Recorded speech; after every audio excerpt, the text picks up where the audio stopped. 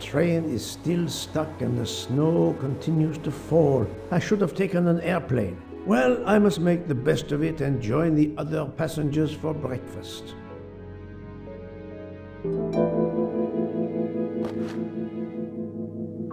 The finest of curling irons for the moustache.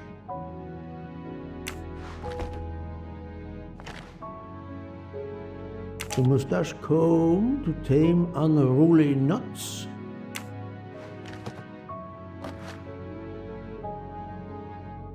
Wax to preserve the perfect symmetry of the moustache.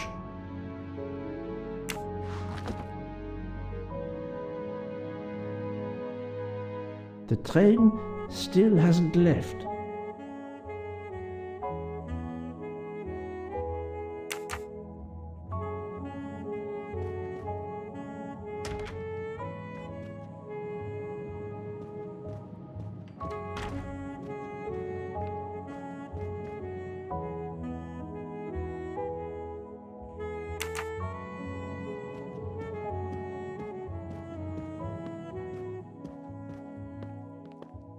Good morning, Monsieur Michel. Good morning, sir. Please enjoy our special breakfast in our restaurant.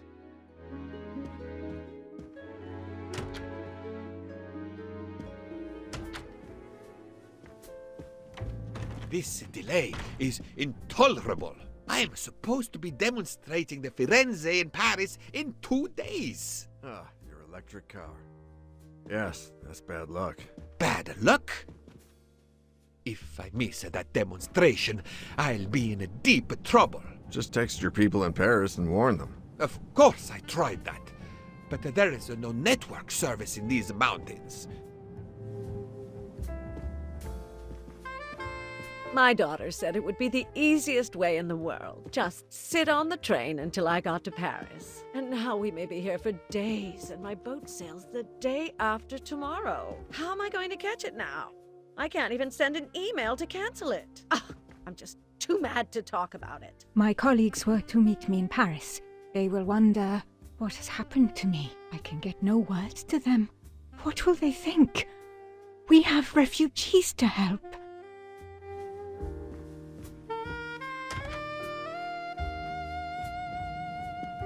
Good morning, madam. The snow is a predicament, is it not? I am Russian. Snow is no stranger to me. Ah, the accent. Would it be St. Petersburg? You are very perceptive. Monsieur Poirot, is it not? And may I take it, I have the honor of addressing Princess Natalia Dragomirov. We dispense with the old titles these days. My husband, all of my past, was taken from me by these Stalinists. When they were gone, I became director of the St. Petersburg Museum of Antiquities, to restore and preserve what I can of my country's history. Still, the delay must be vexing. If I must be late for my appointments, then they will wait.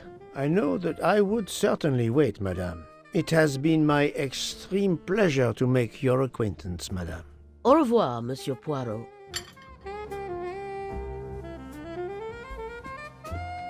A beautiful piano, what a luxury. Pity there's no one to play it.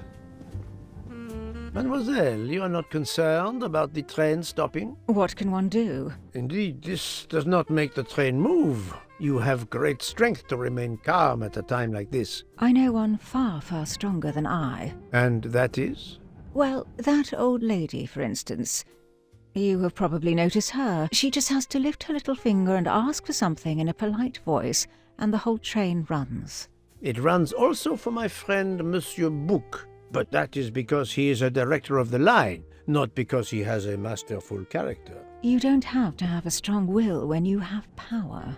But I suspect I did not need to tell you that, Mr. Poirot. Mr. Poirot. Good morning, Mr. Fauchet. You have early customers, I see. Yes, I am stuck serving here as well at breakfast. Everyone is impatient. They keep complaining that the train is not moving. As if I could get out and push it. It's too early for me to order a boxcar. That is the appropriate drink, I believe. A gin, triple sec, lemon and grenadine mix. A drink for a train indeed. But not perhaps for my breakfast. I think I will settle for an omelette. Good luck, sir. Miss Nielsen is helping to serve in the dining car.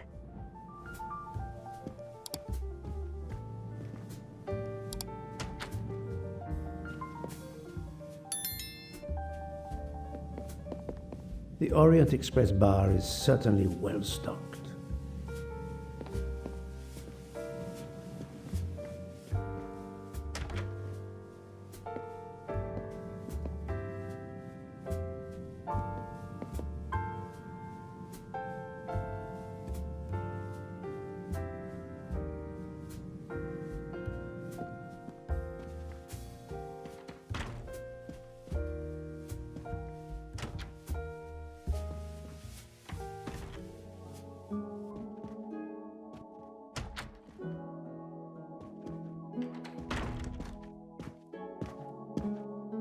How long are we expected to be stranded here? It won't do much good complaining to me. That fellow there with the moustache, he may know something.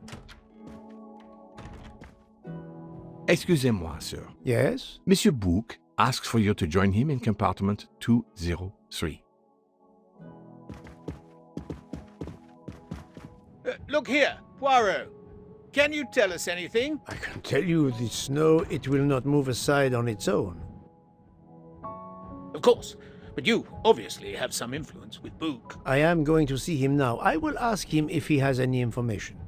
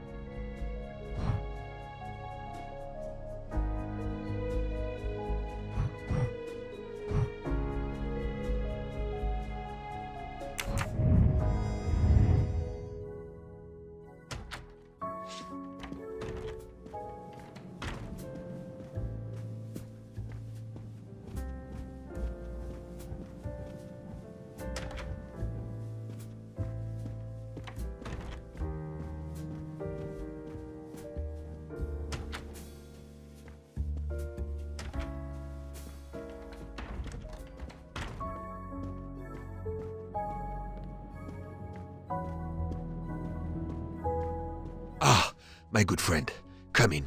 We have need of you. What has occurred? A passenger lies dead in his bed, stabbed. A passenger? Which passenger? In there. He's an American, a man called Ratchet. It was his valet masterman who was worried that Mr. Ratchet was not awake yet. Pierre Michel, the conductor, decided to break in and found the body. I see. Well, my friend, I think it is best not to touch anything and wait for the police to arrive. Oh, I tried to call the police, but there is no cell tower for many kilometers. We could be stuck in the snow for hours. The murderer is with us. On the train, now! The sooner we catch him, the sooner we'll be out of danger. Dr. Constantine is already examining the body. Mon ami, this is not a missing train ticket. We must follow procedure. We must wait for the police to secure the crime scene. Please, Poirot. I will take full responsibility. Book, you ask. Well, if we cannot contact the outside world, then... Oh, you are going to drive me crazy. In truth, this problem intrigues me. I was reflecting not half an hour ago that many hours of boredom lay ahead whilst we are stuck here. And now, a problem lies ready to my hand. You accept then? C'est entendu. You place the matter in my hands.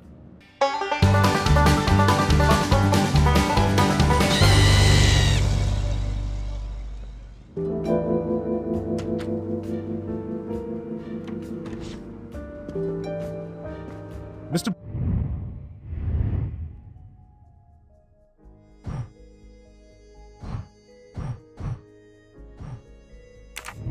Poirot, I am Dr. Constantine. Forgive me, Doctor. You are a medical examiner? No, but I have assisted in post-mortems at Nairobi Hospital, where I am a teaching fellow. I am familiar with your excellent institution. I do not intend to perform a full autopsy, but a preliminary examination should be of some use. Of course. May I have a look? Then we can compare notes. Please, if you need any help, I won't be far away.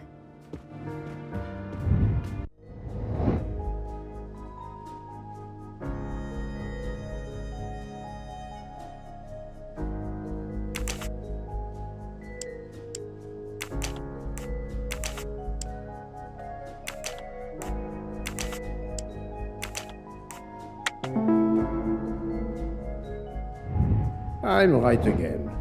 That happens to me a lot.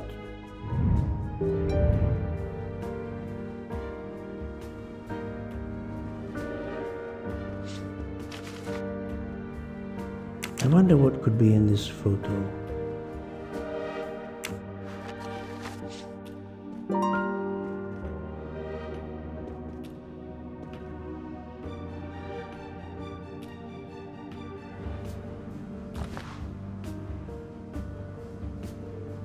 The watch is broken, the hands are stopped at 1:15 a.m. One would expect that to be the time when the attack occurred.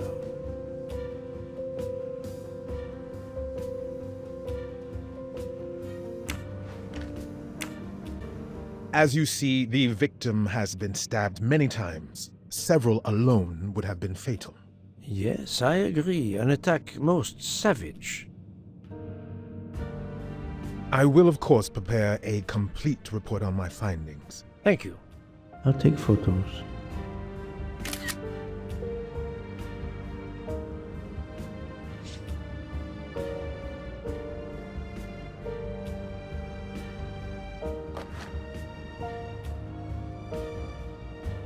Did it belong to Ratchet?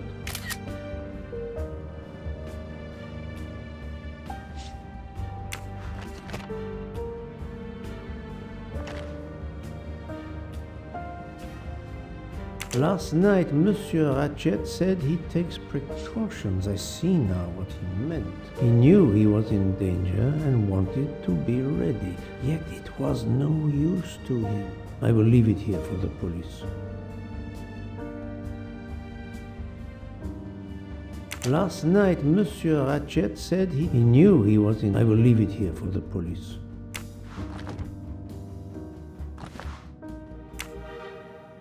This phone was deliberately smashed.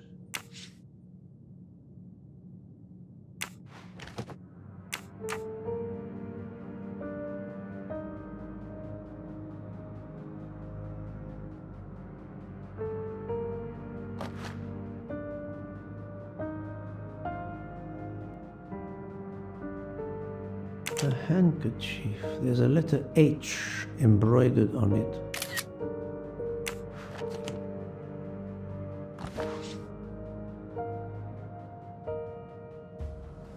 I'm sure I will find some interesting things inside.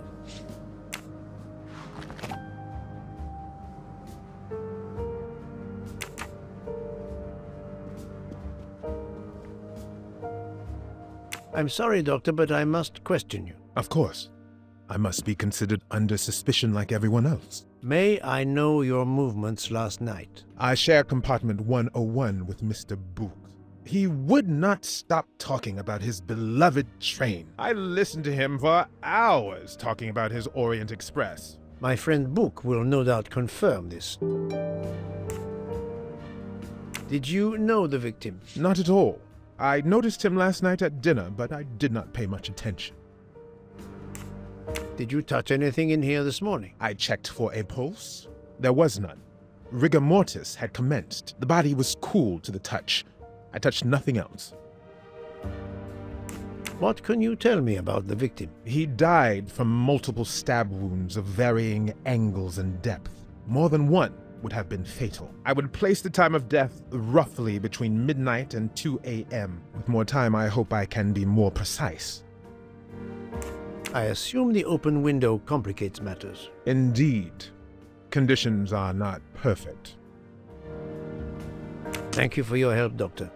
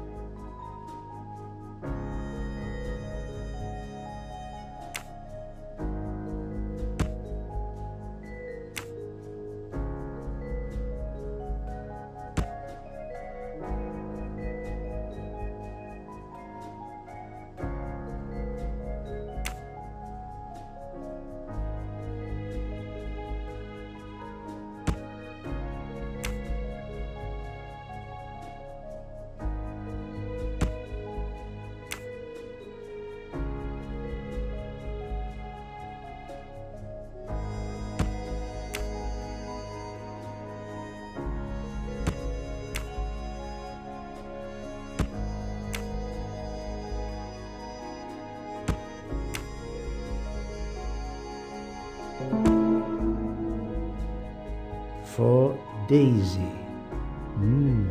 Interesting. That was easy.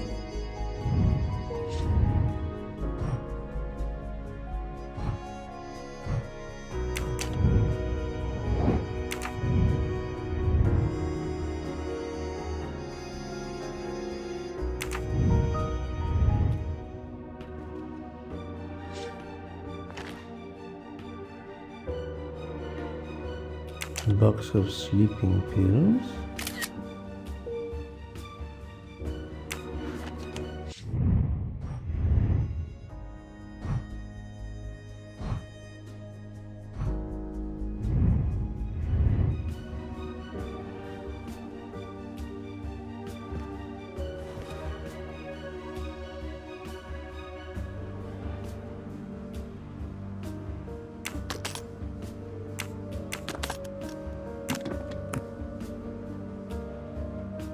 Expensive clothing, recently laundered.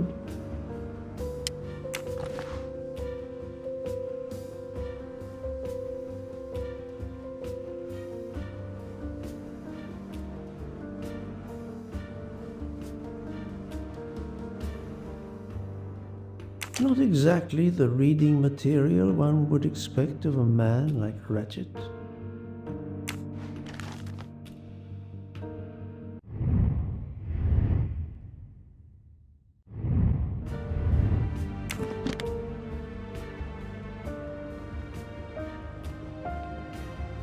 Where can the killer have gone? This door communicates with compartment 204.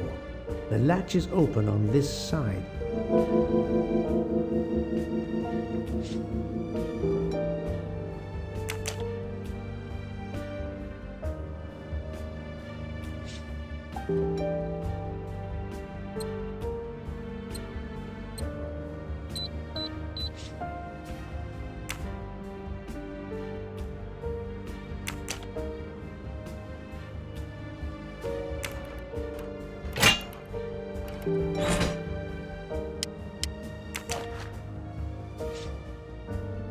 Not very surprising. Not very surprising.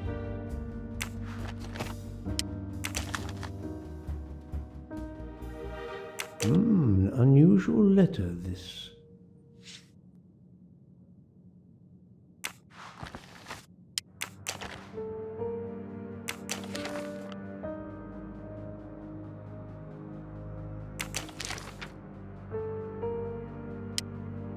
Ratchet had an appointment he will never keep.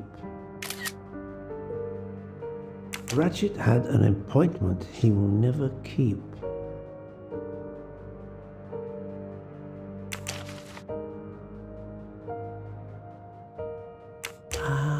A meeting place on the back of a postcard. Someone with the initials A.W.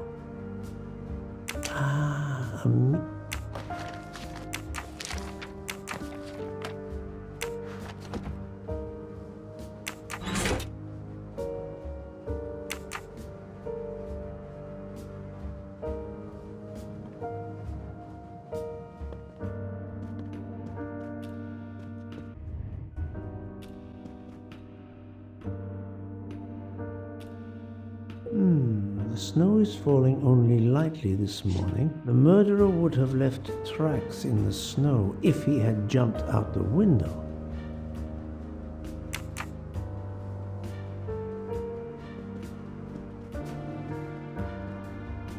The chain lock is broken. Monsieur Michel told me that he broke the chain on the door to get into the room.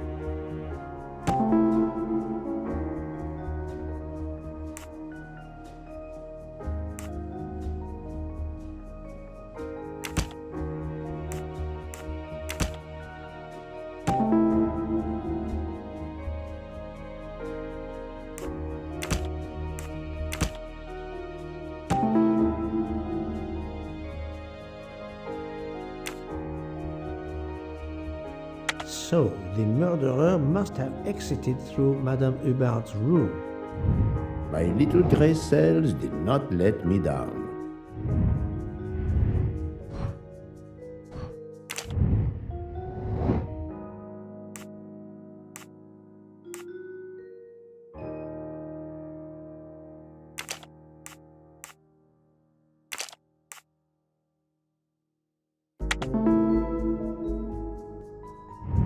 That's the right answer.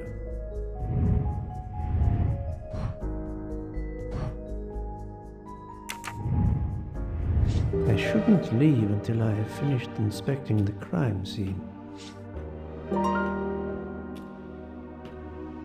I shouldn't leave until I have finished inspecting the crime scene.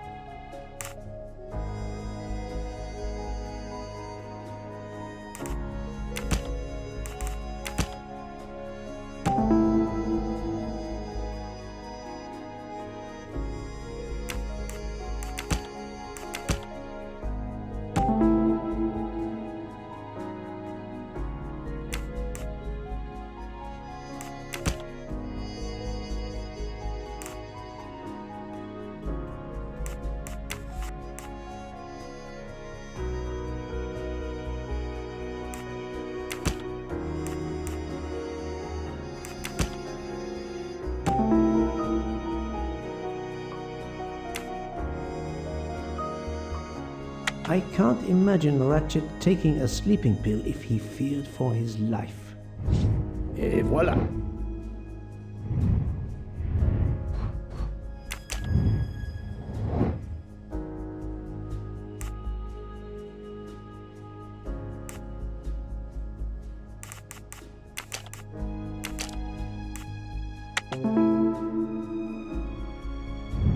My little grey cells did not let me down.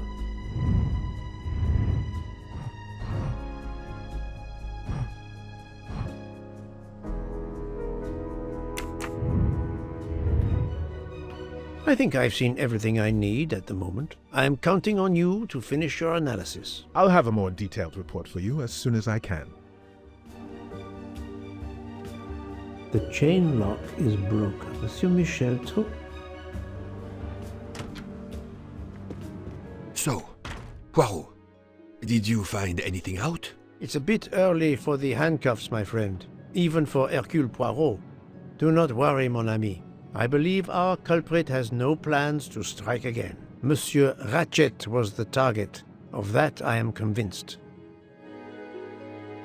Tell me, Book, how did you spend last night? This is a joke, I hope. Don't you trust your old friend? My friend, calm yourself. I must hear your story in order to corroborate other accounts. Ah, naturally. Let me see. I went to my compartment after dinner. Dr. Constantine was already there.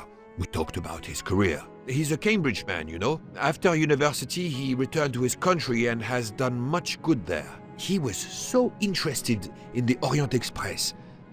I told him all the anecdotes I know. I'm not certain when we fell asleep, but it was very late. Here is what I have found out. Monsieur Ratchet was stabbed many times. I also found threatening letters in his safe. He had a loaded gun under his pillow, so he was on guard, ready to defend himself. However, there was an empty glass with white residue at the bottom. I suspect a barbiturate. Perhaps he was forced to take it. In any case, I am certain he was unconscious, unable to defend himself. I also found several other items at the crime scene, possibly related to the murder. They must be investigated. By all means, Poirot. As fast as you can. I also found liquid for an electronic cigarette, but I could not find a vape. This might belong to the murderer. This criminal is an amateur. I need a list of the passengers with their compartment numbers. Pierre Michel will have it. I must interview the rest of the passengers and the staff. I'll be in the bar car if you need me. We are hours late. Soon I hope help will arrive.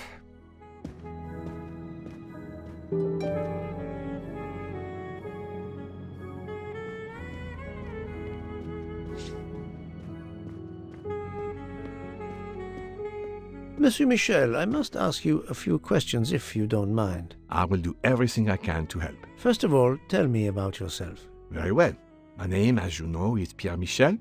I am from Calais. I've been with the company for over 15 years. Thank you.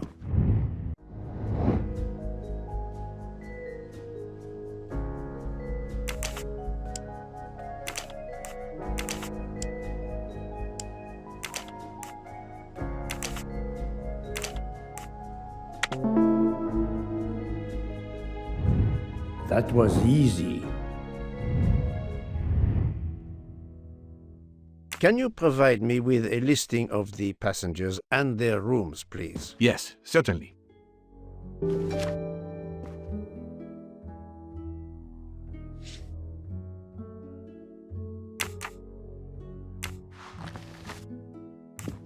Are you a smoker? Indeed. Do you smoke e-cigarettes? No, tobacco only. I would like to reconstruct with your help the events of last night. Monsieur Ratchet retired to bed. When? Almost immediately after dinner, sir. Actually, before we left Belgrade. Did anybody go into his compartment after that? His valet, monsieur. Monsieur Masterman, and then his secretary, the young American gentleman, Monsieur McQueen. And that is the last time you saw or heard of him? No, monsieur. You forget that Monsieur Ratchet rang his bell around 12:40 a.m., soon after we had stopped. I knocked at the door, but he called out in French, "Ce n'est rien, je me suis trompé." I then left to answer another bell that had just rung. Where were you at 1:15 a.m.? I was sitting on my little seat at the end of the car, facing up the corridor. Are you sure? I left a little after 1 a.m. to speak about the snow with my colleague Jean in the bar car. I came back later. There was a call. I remember speaking to you. Indeed, I remember. Carry on. It was the American lady, Madame Hubbard. She thought she saw a man in her compartment. Then, around 1:50 a.m., I made the bed for Monsieur Ratchet's secretary, Monsieur McQueen. He had spent the evening talking with the English Captain Arbuthnot. At 2 a.m., I returned to my place and stayed there until dawn. What is the last station where we stopped? Vinkovsky. Could someone have come on board? Possibly. I was very busy. Owing to the weather, we were a few minutes late. We left at 12:10 a.m.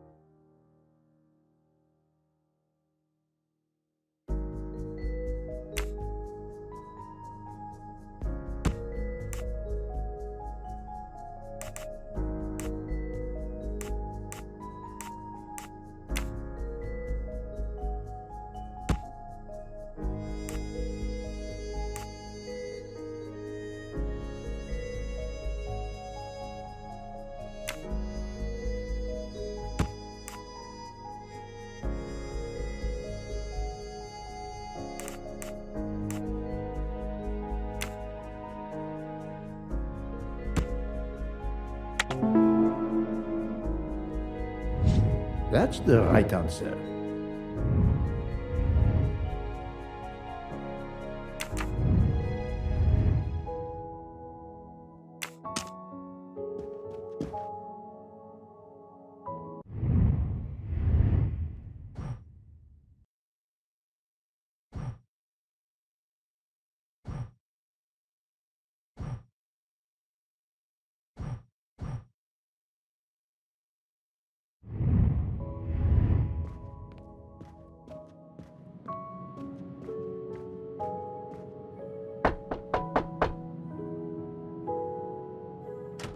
Good morning, madam. I am Hercule Poirot. Caroline Hubbard.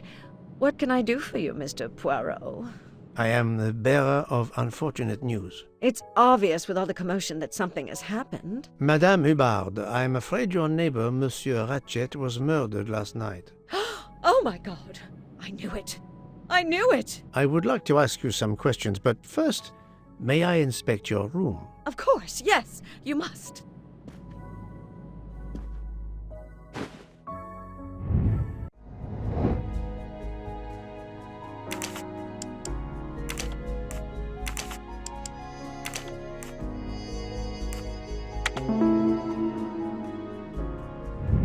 Et voilà.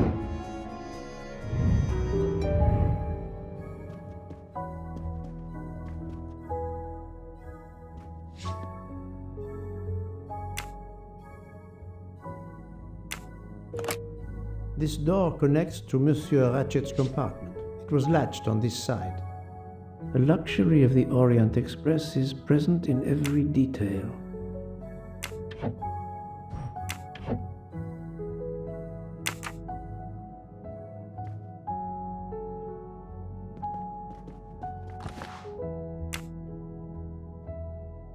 Here is a jacket button. It bears the logo of the Orient Express.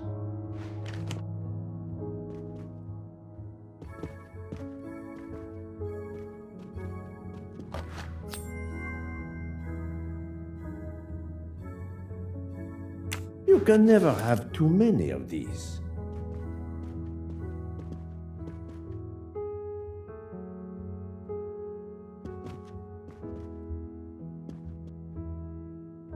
Madame, please tell me about last night. The murderer was right here in my compartment. I woke up. All in the dark it was. I was just so scared I couldn't scream. I pressed the call button. I pressed and pressed. I heard footsteps running in the corridor, then a knock on my door. "Come in," I screamed. And I switched on the lights at the same time. And would you believe it? There wasn't a soul there. You think he went back into the other compartment? How do I know where he went? I had my eyes shut tight. The conductor came in. I told the man what had happened, and he didn't seem to believe me. I asked him to search the room, but he found nothing. I told the conductor to look at the door between the compartments, and sure enough, it wasn't bolted. Well, I soon saw to that. I told him to bolt it, then and there. How is it you didn't bolt the door between the two compartments? But I had.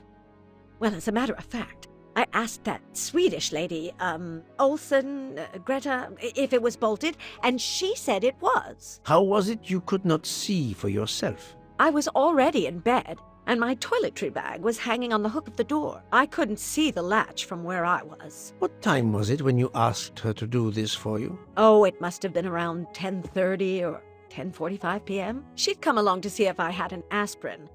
But instead of opening my door, she opened Mr. Ratchet's door by mistake. He said something quite rude, like, "Not a chance, lady, you're too old." It shocked her. She came in. I told her where to find the aspirin, and she got it out of my toiletry bag. Poor girl, she didn't have a good night. The same could be said for Monsieur Ratchet. It appears Mademoiselle Olsen may be the last person to see Ratchet alive.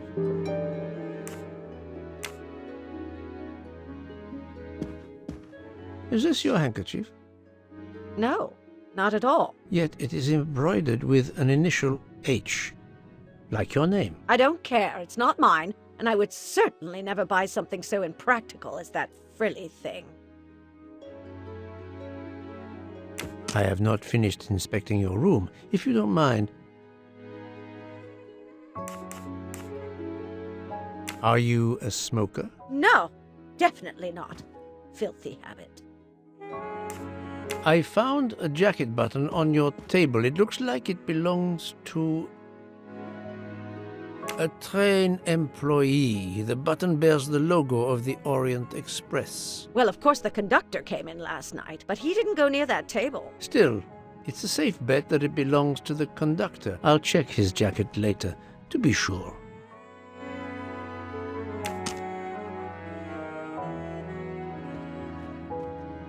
Let's see if Mrs. Hubbard was telling the truth about the latch of the connecting door.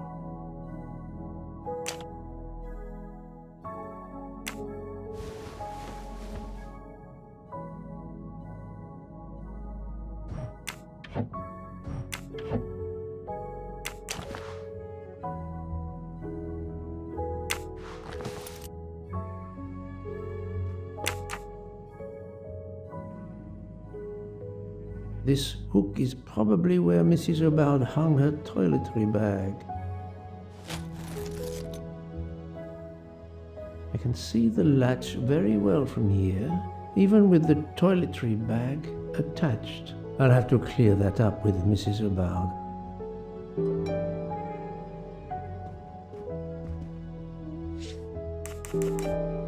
Mrs. O'Bowd, you told me that the door connecting the two compartments was closed, correct? Yes, it was, as I told you. I was already in bed and my toiletry bag was hanging on the hook of the door. I couldn't see the latch from where I was. That's why I asked Miss Olsen to check if it was closed.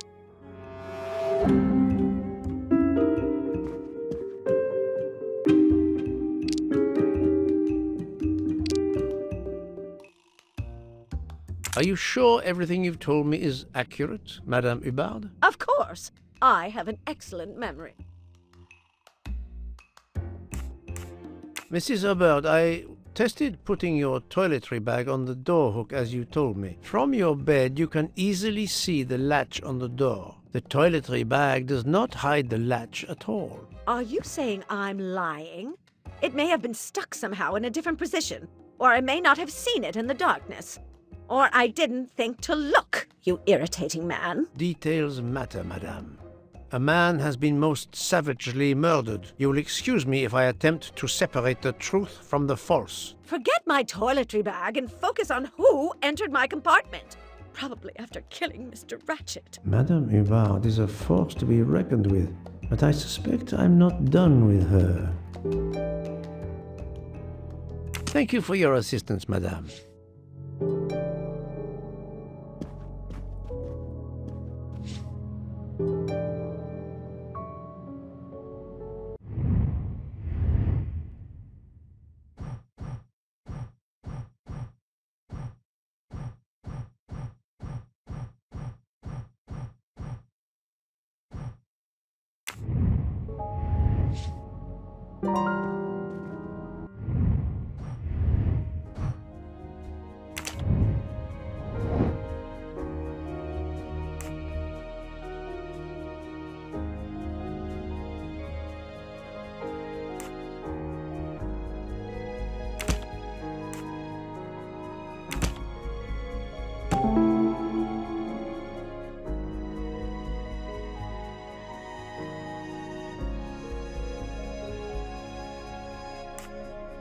While Monsieur Michel was chatting with Monsieur Fauchet in the bar car between 1 a.m. and 2 a.m., the murderer could have escaped Ratchet's room without being seen.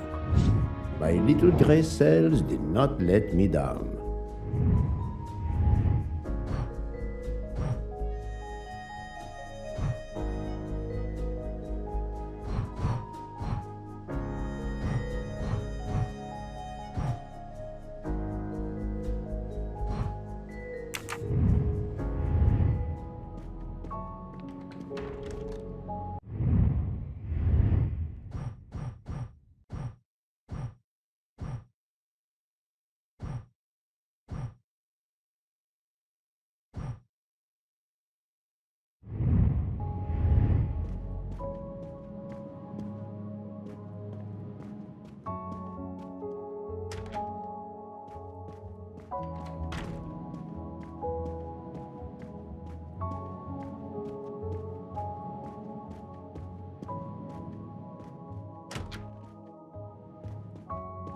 I believe I am addressing Monsieur Hector McQueen. Guilty as charged. I beg your pardon. Oh, sorry. Just an expression. My father used to say it. You must have had an interesting childhood. I am Hercule Poirot. No need to be modest. You're a detective. You are Monsieur Ratchet's secretary? I am Mr. Ratchet's secretary. Just over a year. I mainly take care of translating certain texts for him. Mr. Ratchet only speaks English. Prepare yourself for a shock. Your employer, Monsieur Ratchet, is dead. So they got him after all. What do you mean? You are assuming he was murdered? I know he had enemies. What can you tell me about Monsieur Ratchet? He was American. He was an antiques dealer. I don't know much more. Mr. Ratchet never talked about himself or his life, but I think Ratchet wasn't his real name, and he left the United States to run away from something or someone. Yes? He started getting letters. Threatening letters. Do you still have them? I have one. Did you know that Monsieur Ratchet had asked for my help? Asked you? No, I didn't know. He knew he was in danger. When did you last see him? Last night around 10 o'clock, I should say. Did you like your employer, Monsieur McQueen? No, I did not. He was, I'm sure, a cruel and dangerous man. Can you tell me your movements last night? I went back to my compartment. I read a little. In Belgrade, I went out onto the platform to smoke, but it was cold. I quickly went back in. I then went to Mr. Ratchet's compartment to take some dictation for him. I left around 10 o'clock. I saw Captain Arbuthnot. We ended up chatting in my compartment. Then we went out on the platform to quickly stretch our legs at Vinkovsky. He left around 2 o'clock. Thank you. I will need to check Monsieur McQueen's story with Captain Arbuthnot. I found a diary in Monsieur Ratchet's safe. Did you know about it? I kept a business appointment book, but I know he had a personal diary as well. That looks like it. Are you a smoker? Yes, I smoke cigarettes. I've tried to quit, but no luck. Can you give me this letter, please? Of course, here it is.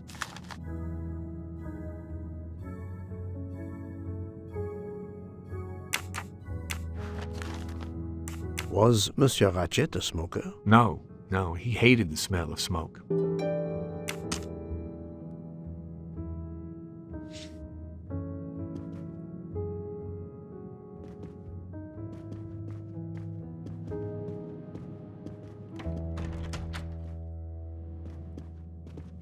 Monsieur Edward Masterman, I believe.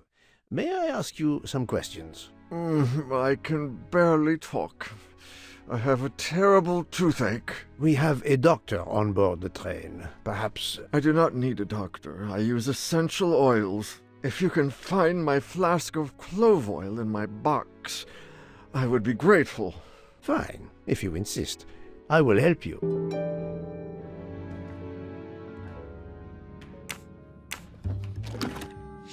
By the smell, I think that the jojoba oil spilled on the other bottles, leaving their labels illegible. I must find another way to find which one is Masterman's toothache remedy. The weighing scale is soaked in jojoba oil. It's unusable.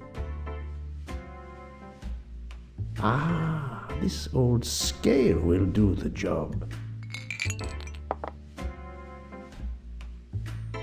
To start, I must first arrange the vials from the lightest to the heaviest.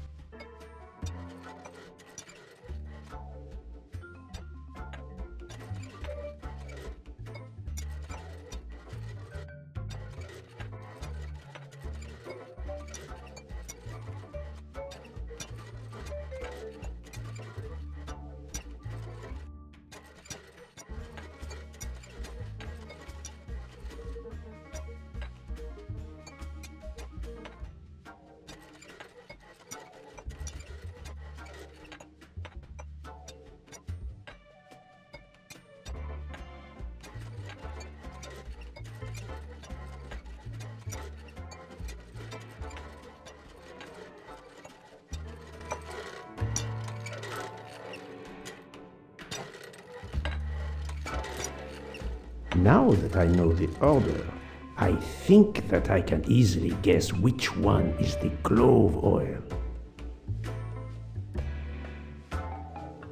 Here is Monsieur Masterman's remedy.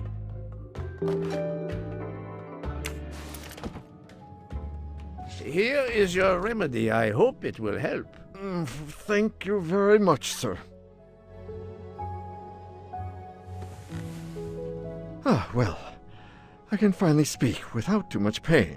I'm ready to answer your questions. You are Monsieur Ratchet's valet? Yes, sir, that is correct. Were you told that your employer was murdered? Yes, sir. A very shocking occurrence.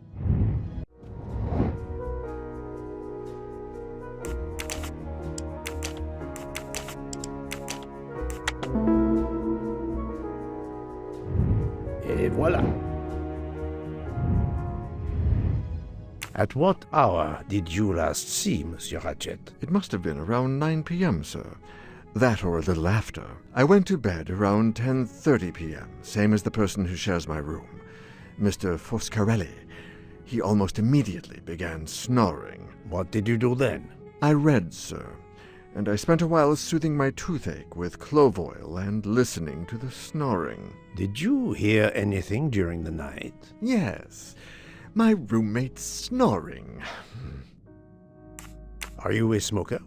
Yes, sir. I have a cigarette now and then to relax.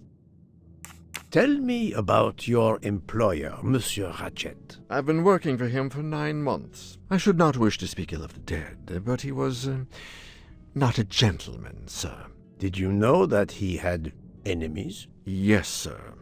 I heard him discussing some threatening letters, sir, with Mr. McQueen. Did he mention these letters to you? He had been reading a letter when I came in. He asked me if I was the one who put it in his compartment. I told him that I had done no such thing, and he should report it to the police at the next station. How did he respond? He laughed, sir. You're joking. I do not joke, sir. Forgive me, I can see you do not. Was he taking sleeping pills? Always when traveling by train, sir.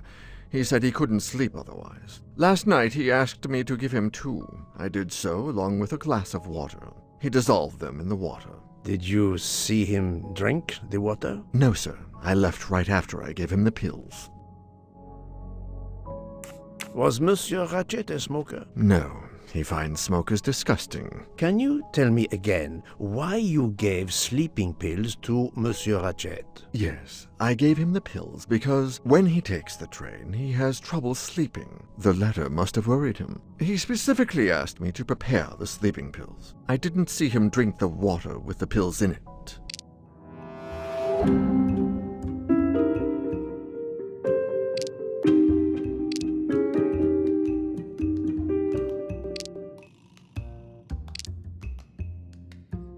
Monsieur, I believe you are not telling me the truth. What? How can you say that?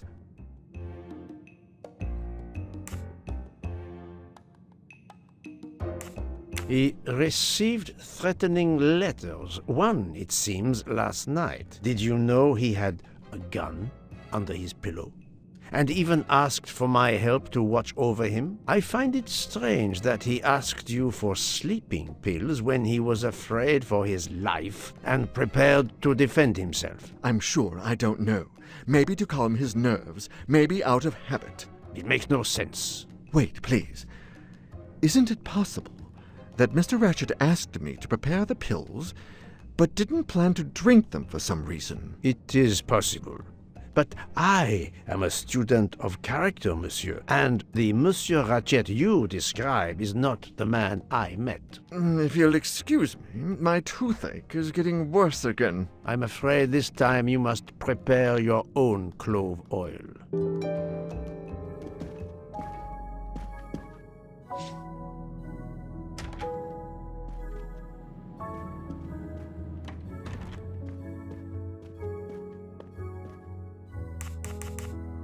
I found a button from an Orient Express staff jacket. Did you lose one by any chance? No, monsieur.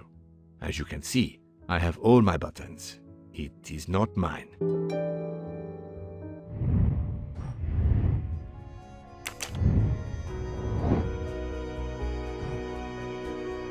Very well, I choose to go this way.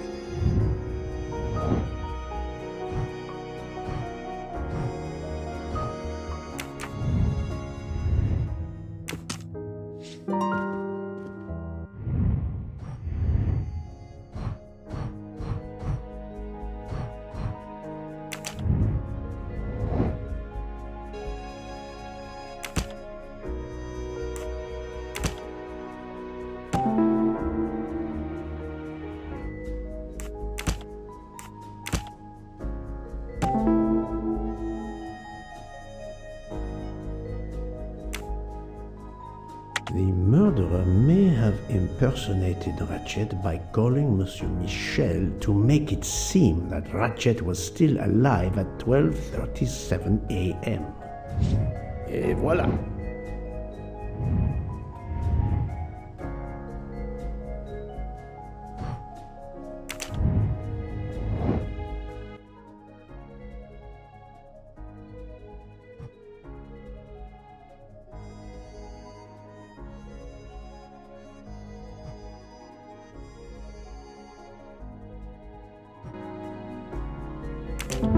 My little gray cells did not let me down.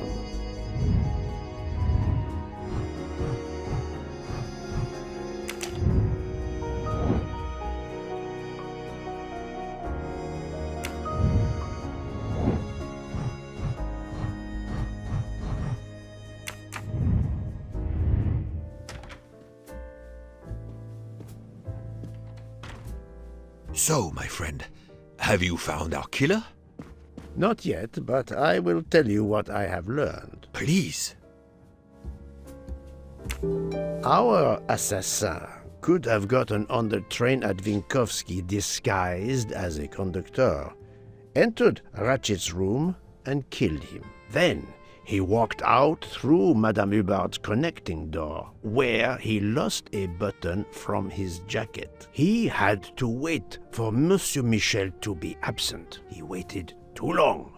The train had left the station. He was trapped aboard. Indeed. He had opened the window to make it look that he'd escaped that way. However, if he waited until the train stopped again due to snow, his footprints would have been found. The murderer is still among us. On the train. There's a problem with the second-class toilets. What now? All morning passengers have been complaining that the door is locked, so I went to check. I knocked, but no one answered. I didn't think I should open it without speaking to you first. You did well, Monsieur Michel. Lead the way. I use my master key.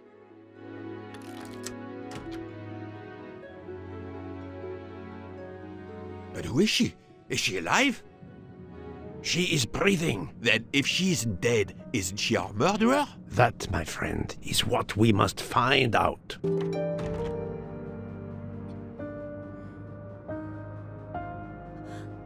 Miss, can you hear me?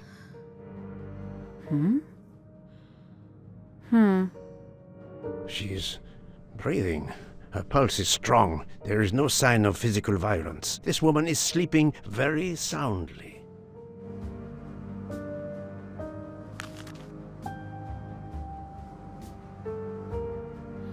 The ticket reads Joanna Locke, traveling in compartment 105.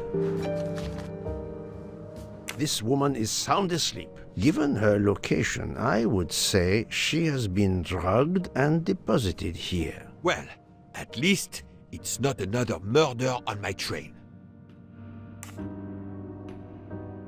The train is, of course, full. Monsieur, the list I gave you indicates that Hildegard Schmidt shares her compartment. I will want to talk to her later. For now, we will concentrate on this mysterious young lady. Let's return her to her more comfortable bed.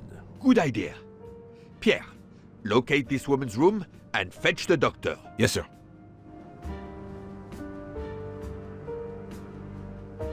I will question her when she wakes up. Please, let me know what you learn.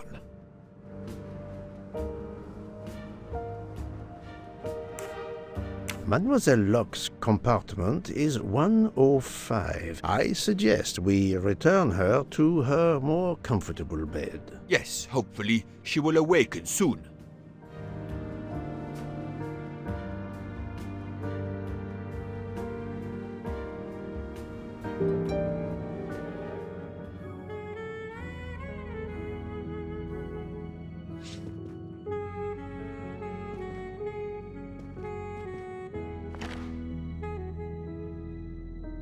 A cup of tea with white residue at the bottom.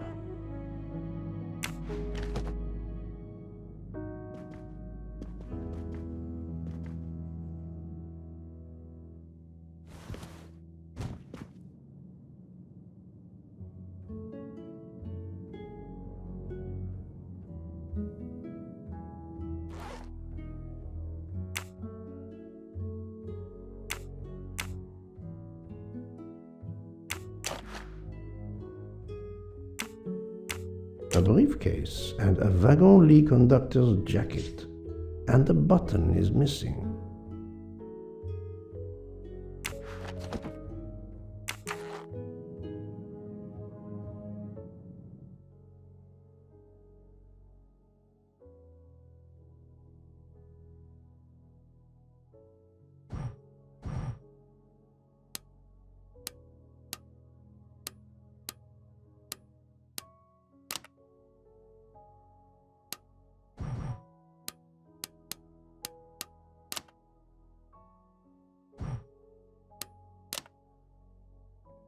Have you tried 1, 2, 3, 4?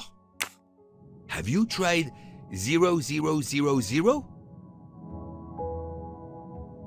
Book, silent like a mouse, please. I'm sorry.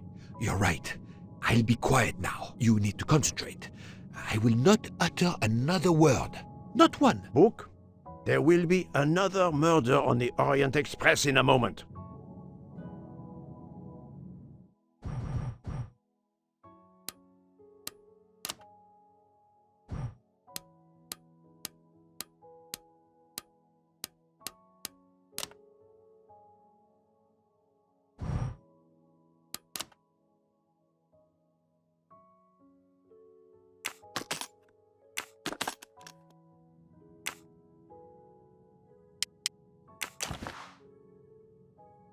She has a gun. Come, Poirot. Criminals are often known to carry one. Ratchet was stabbed, not shot. But then why take it on the train? She has a gun. Come. Ratchet. But then why?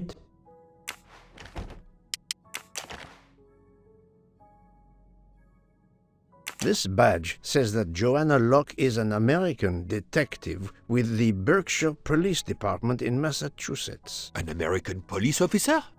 Oh.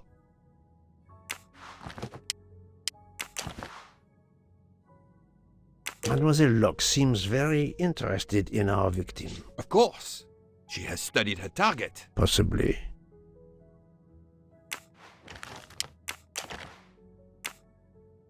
Her driver's license confirms her identity. She is American. These are fake IDs. It's certain.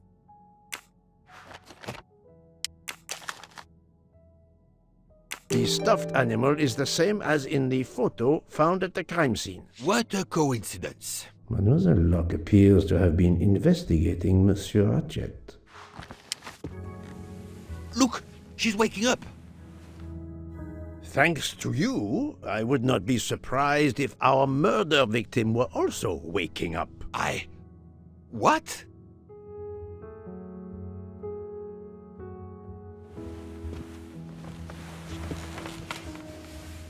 Oh, my head.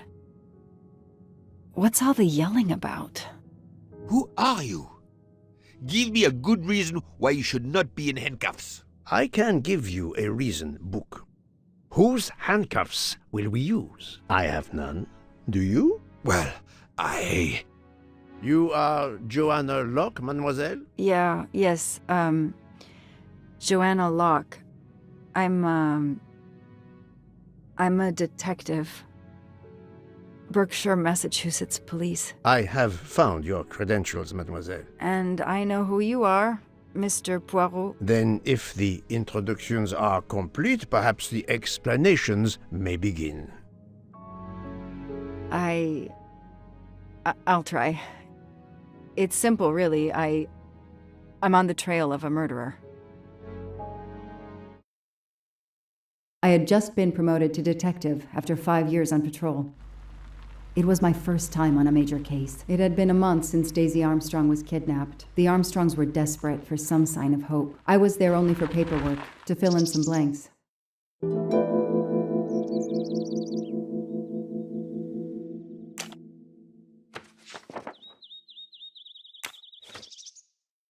The investigation is now part of a pile of investigations, and my captain sent me here just to dot some I's and cross some T's. The crime was audacious. How could the kidnapper know which was the window of Daisy's room? No, they could use a ladder to reach it, and no, they could enter the room without being seen. The crime was audacious. How could the crime was audacious. How could the kidnapper know which was the window of Daisy's room? No, they could use a ladder to reach it, and no, they could enter the room without being seen. The misspellings are clearly on purpose, and they didn't return the child when the ransom was paid. How could the child be taken with so many people in the house? I can't imagine the pain her parents felt when they realized Daisy was gone. How are they going to feel when they realize I have no answers for them? Only more questions. That's why I'm here. A damn computer glitch. Or somebody pushed delete instead of save. Whatever happened, we lost the nanny's deposition, so my entire contribution to the investigation is to take it again. The phone record of the night of the kidnapping. The last call was for 911.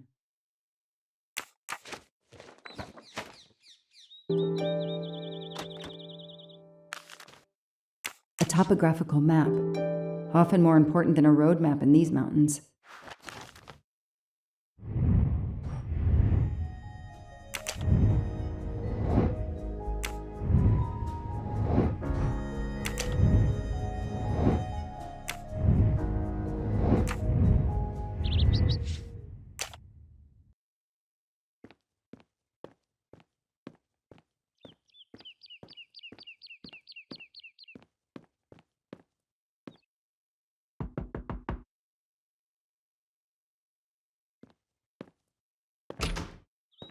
Good evening.